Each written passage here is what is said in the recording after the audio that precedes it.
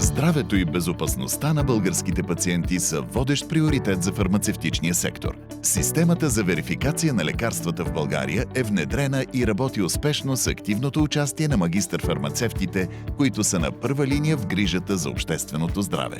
Чрез системата, магистър-фармацевтите осигуряват на българските пациенти лекарства с гарантиран произход. Тя е най-сигурната защита срещу проникването на фалшифицирани продукти в аптечната мрежа и достигането им до пациентите. Всяка опаковка има собствен уникален код и преди да отпусне лекарството на пациента, магистър-фармацевтът сканира кода в аптеката. Кодовете са част от единна европейска база данни и няма два еднакви. Проверявайки автентичността на лекарствените продукти, магистър-фармацевтите гарантират на пациентите, че приемат лекарства, които доказано не са фалшифицирани.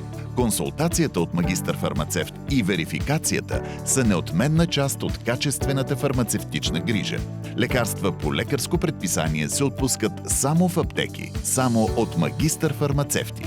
Онлайн продажбите на такива продукти са незаконни и без никаква гаранция за произход и качество.